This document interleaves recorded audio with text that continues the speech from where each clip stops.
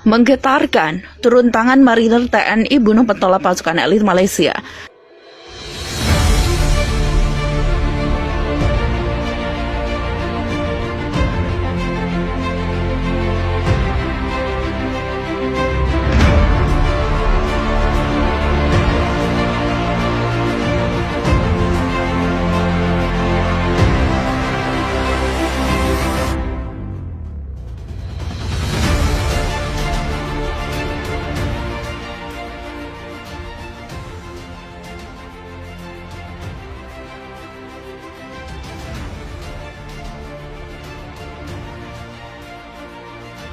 Sebagai satuan elit tertua yang ada di jajaran Tentara Nasional Indonesia atau TNI, Korps Marinir TNI Angkatan Laut tentu memiliki peran vital dalam sejumlah palagan. Tak sedikit dari anggota Korps Baret Ungu gugur demi menjaga kehormatan dan kedaulatan Negara Kesatuan Republik Indonesia atau NKRI. Keberanian anggota Korps Marinir TNI Angkatan Laut datang dari belantara perbatasan Borneo atau yang kita kenal dengan Pulau Kalimantan. Sekitar 9 jam perjalanan, sejumlah anggota Korps Marinir yang tergabung dalam beberapa kompi melakukan penyusupan ke wilayah perbatasan RI Malaysia untuk dalam melakukan balas dendam dan operasi konfrontasi Malaysia. Bukan perkara mudah untuk menjalankan misi itu, pasalnya anggota Korps Marinir harus menghadapi dua satuan elit. Pasukan elit pertama adalah Resimen Askar Melayu Diraja Malaysia. Tak peduli sebesar apapun bahaya yang mengancam, tugas adalah sebuah kehormatan yang tak ternilai harganya bagi para anggota marinir. Oleh sebab itu, meskipun harus mengorbankan nyawa, tugas harus bisa diselesaikan dengan sempurna. Pasukan kecil marinir yang dipimpin oleh dua orang yang berhasil menyusup hingga wilayah Kalabakan sekitar 50 meter sebelum Sabah. Perlu diketahui, keduanya adalah anggota Korps Marinir yang punya kemampuan di atas rata-rata dan kenyang dengan pengalaman tempur di sejumlah palagan. Keduanya juga adalah anggota Satuan Detasemen Jalamangkara atau Denjaka. Saat memasuki Kalabakan, pasukan Korps Marinir di bawah komando dua prajurit tangguh ini terlibat kontak tembak dengan pasukan Resimen Askar Melayu Diraja. Pasukan elit Angkatan Darat Kerajaan Malaysia itu juga punya kemampuan tempur yang andal. Apalagi mereka dipimpin juga oleh sosok syarat pengalaman sang komandan kompi. Dalam konfrontasi bersenjata itu, pasukan Korps Marinir berhasil mengalahkan pasukan Malaysia. 8 orang anggota Resimen Askar Melayu Diraja tewas, sementara 18 orang lainnya mengalami cedera. Satu dari 18 orang tentara Malaysia yang tewas ternyata adalah sang komandan kompi. Pertempuran tak seimbang pun pecah, pasalnya pasukan militer Malaysia menaiki kapal perang lengkap dengan persenjataan modern. Sementara pasukan Korps Marinir hanya perahu karet. Di sisi lain, peleton tank bergerak menghancurkan kubu-kubu musuh, sedangkan baterai artileri medan atau armet memberikan bantuan tembakan yaitu granat asap guna memberikan lindungan tinjau atau tabir manuver pasukan. Setelah itu peleton tank dan armet menempati posisi sebagai pangkal tembak.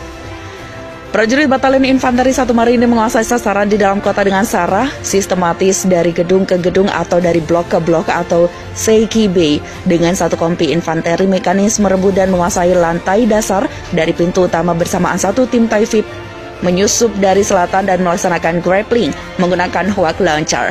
Para personel tersebut terbagi menjadi 3, yaitu isolasi sasaran atau penyekatan, penguasa pacangan kaki atau penempatan senjata bantuan armet dan mortir, serta serangan ke dalam kota dan pembersihan, ujarnya Sabtu dini hari. Melihat situasi ini, Damkarmar menginstruksikan prajurit Batalion Intaif Amfibi atau Yon Taifib 2 Marinir melakukan penyusupan dengan cara infiltrasi dengan senyap di daerah musuh secara rahasia melalui media udara dengan tujuan tempur selanjutnya melumpuhkan instalasi komunikasi musuh dan menempatkan satu tim sniper Taifib untuk melumpuhkan penjagaan dan sniper musuh di koridor timur. Bagi kami NKRI, harga mati dan kedaulatan tidak bisa diganggu-gugat, tidak ada tawar-menawar. Bagaimanapun kami akan menjaganya walaupun nyawa taruhannya.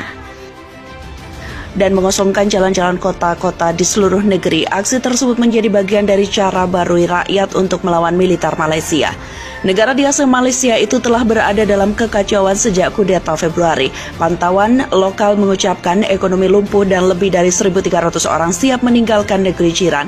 Jalan-jalan di pusat kota Kuala Lumpur, pusat komersial Malaysia, sepi tanpa pedagang kaki 5 dan sedikit lalu lintas, kata koresponden Kuala Lumpur News. Menara kembar Petronas yang terkenal yang biasanya ramai dengan pengunjung juga sepi. Dia menambahkan sejak pagi tidak ada pedagang kaki 5, tidak ada pejalan kaki pada pagi. Gambar di media lokal juga menunjukkan jalan-jalan kosong di pusat kota dan di kota-kota di wilayah utara Malaysia. Kedutaan Besar Singapura di Kuala Lumpur menyarankan warganya untuk menjauh dari jalan-jalan pada hari Sabtu. Hal tersebut demi menghindari meningkatnya resiko kekerasan oleh militer Malaysia atau kegiatan apapun. Demonstrasi massal mengguncang kota-kota besar dan kecil di Malaysia segera setelah banyaknya negara tetangga memberikan respon tidak baik terhadap negeri tersebut. Aksi itu disambut oleh tindakan keras yang brutal dan tidak pandang bulu oleh militer. Mereka yang masih turun ke jalan untuk memprotes sekarang melakukannya dalam flash mob yang lebih kecil yang berlangsung hanya beberapa menit untuk menghindari penangkapan. Tentara Malaysia menabrakkan mobil ke salah satu unjuk rasa semacam itu di Kuala Lumpur minggu lalu menurut media lokal. Pasalnya lebih dari puluhan ribu dilaporkan telah meninggalkan Malaysia sejak Sabtu malam kemarin. Awalnya data imigrasi kelas 1 khusus tempat pemeriksaan imigrasi atau TPI Bandar Udara Internasional Kuala Lumpur mencatat sekitar 16.790 warga keluar melalui bandara tersebut. Namun angka ini semakin bertambah banyak pada Sabtu malam. Data bandara per 9 April mencatat setidaknya ada 61.000 warga meninggalkan Malaysia. Dari total keseluruhan setidaknya ada 10 besar negara yang warganya banyak meninggalkan Malaysia, yakni Jepang, China, Korea Selatan, Korsel, Amerika Serikat atau AS, Prancis, Rusia, Inggris, India, Jerman, Arab Saudi, Belanda, serta warga negara Indonesia. Selain itu, warga dari negara tetangga RI juga tercatat melakukan eksodus seperti Filipina, Thailand, hingga Singapura. Lalu apa alasan banyak warga negara jiran dan WNA yang meninggalkan Malaysia? Kepergian para warga jiran dan WNA dari Malaysia dipicu beberapa hal. Salah satu alasannya adalah semakin panasnya konflik Malaysia dengan beberapa negara tetangganya. Namun angka ini semakin bertambah banyak pada Sabtu malam. Data bandara per 9 April mencatat setidaknya 61.000 warga meninggalkan Malaysia. Dari total keseluruhan setidaknya ada 10 besar negara yang warganya banyak meninggalkan Malaysia, yakni Jepang, China, Korea Selatan atau Korsel, Amerika Serikat atau AS, Prancis, Rusia, Inggris, India, Jerman, Arab Saudi, Belanda, serta warga negara Indonesia.